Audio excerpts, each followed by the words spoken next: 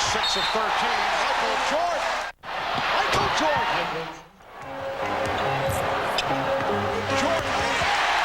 Jordan then was not able to take that shot, and then Jordan is able to go. Here's Johnson. Johnson gets, no, he could not get it off. Knocked away by Grant. It's all over. The Chicago Bulls have made it 3 straight NBA championships.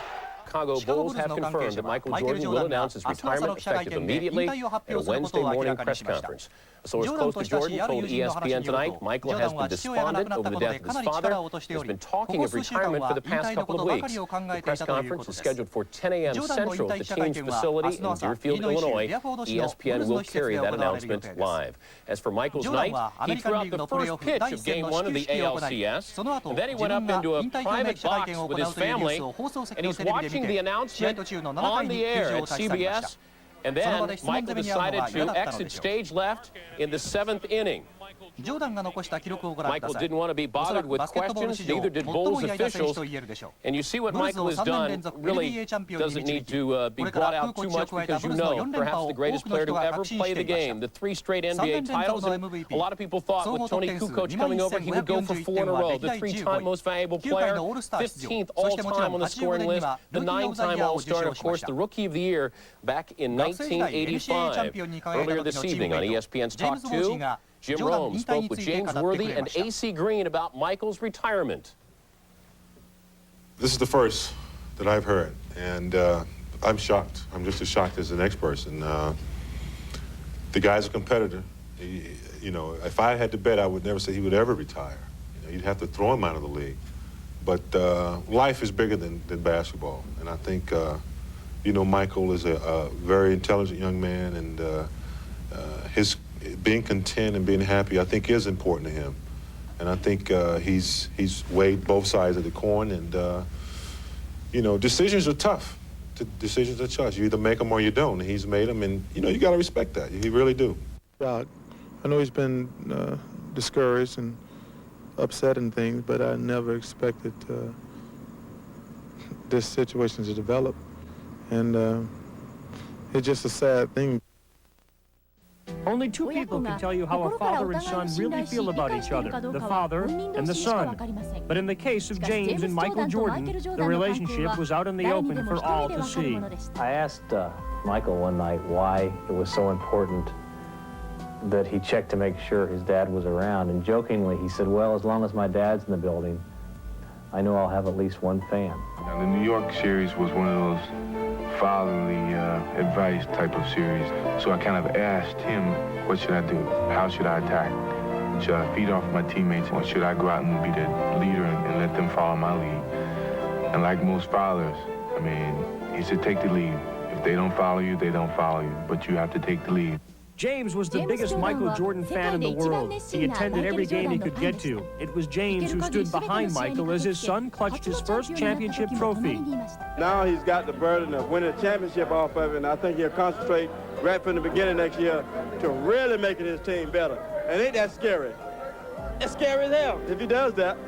It was also James who stood up and took responsibility for last season's road trip to Atlantic City.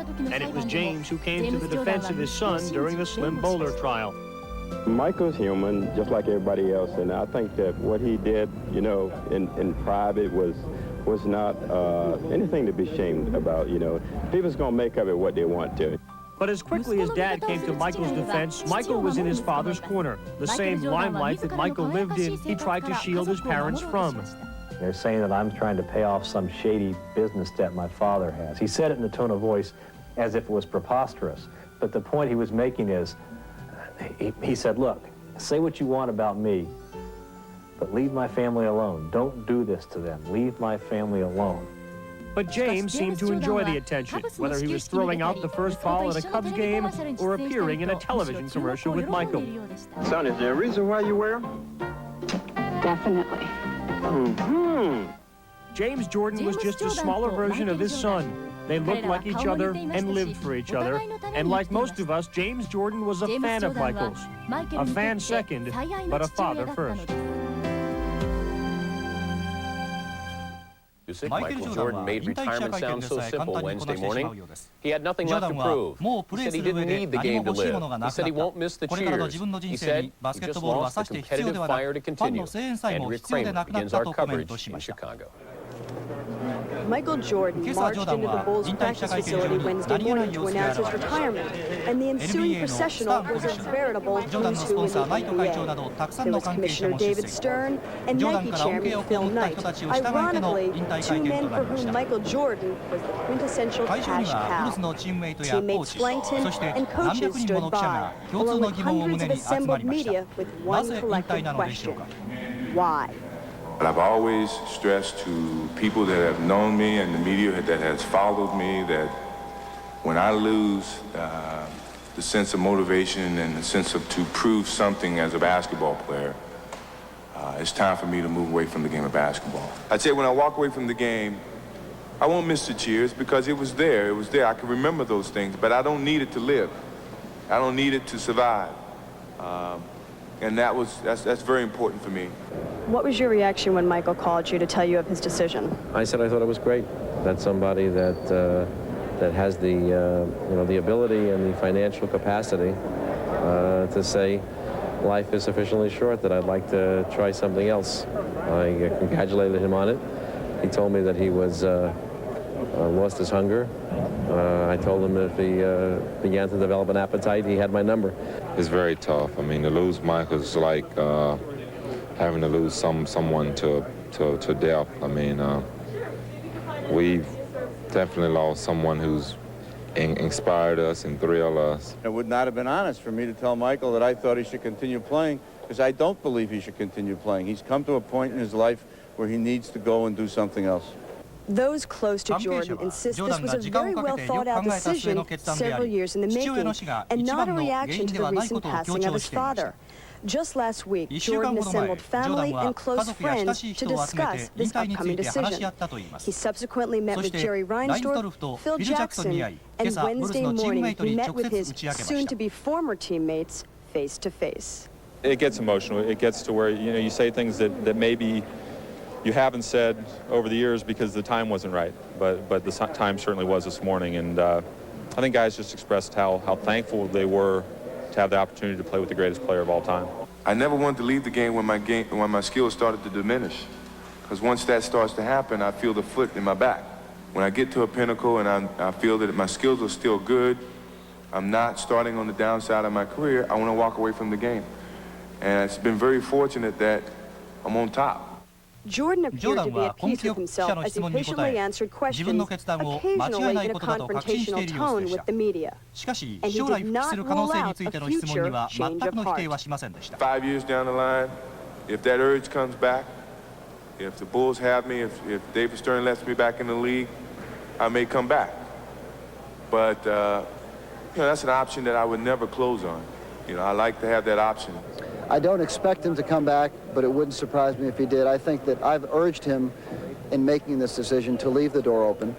After his announcement, Jordan went to, naturally, play golf. He'll hit the talk show circuit to promote his new book in several weeks, and he's expected to be on hand to receive his championship ring opening night at the stadium, November 6th. But what does the immediate future hold for the world's most popular athlete? I'm going to watch the grass grow, and I got to go cut it. Tell him that I'm here for him, I love him, and whatever he decides to do, I'm behind him 100%. The only thing that disappoints me is the fact that we had always planned on retiring together. And but I'm happy for him because I think all athletes want to be able to retire on their own terms, and I think this is definitely on his own terms. I can guarantee you people, I may not believe it now, but in 5 years people will be saying Michael who? And that's the way it is in this league. It's going to be, someone's going to come out, maybe it's Shaquille, someone's going to come out and dominate, and the names on the back of the jerseys change. The league just keeps rolling on. It's going to be a real strange year. I mean, there's no question about that. And like I said before, it's I'm not going to put on a brave face and think that this year's going to go smoothly.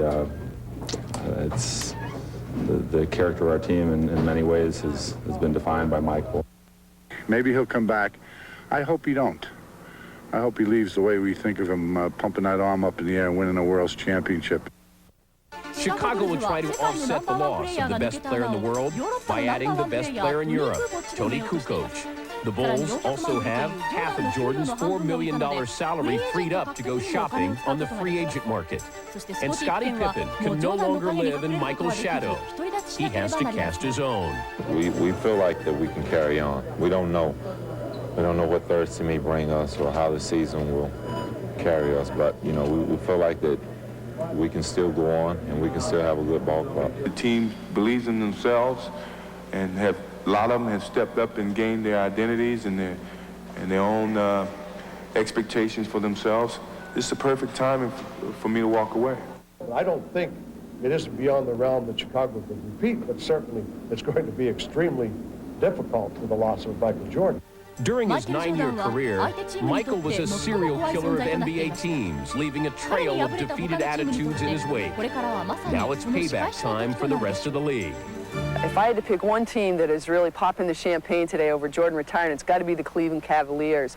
If Jordan hadn't been on the Bulls, there's a good chance to think that Cleveland might have actually won a championship themselves. In the East, the Knicks going to win the East more than likely unless they get upset. If they just don't get overconfident, because they're playing against the little sisters of the poor. Charlotte is a real contender for the Eastern Crown now. And I think it's wide open. Michael's departure will be felt league-wide because unlike other sports, such as baseball and football, the NBA doesn't showcase its teams as much as it promotes its talent. Now the commissioner must ask for volunteers to lift Michael Jordan's publicity torch. We have a load of great young and some not so young players who are spectacular athletes, great personalities, and who are prepared to step up and shoulder their burden. Alonzo Mourning, in my opinion, is the next great, unbelievable player. Shaquille O'Neal is a great physical specimen. There's a lot of young, upcoming players in the league, and it would be unfair to say that Shaq is the next man. So I'm just going to go out and play hard, and whatever happens, happens. With or without Michael Jordan, the NBA is scheduled to open for business November 5th. That night will be filled with a galaxy of stars, but void of its brightest one ever. What it was like seeing Babe Ruth, because I think this man, I used to say was the Babe Ruth of basketball. I've now come to believe that Babe Ruth was the Michael Jordan of baseball. Babe Ruth is still the most famous name baseball and maybe American sports has ever produced. If not the Babe, then certainly in the second half of this century, the most recognized and popular athlete has more than likely been Muhammad Ali.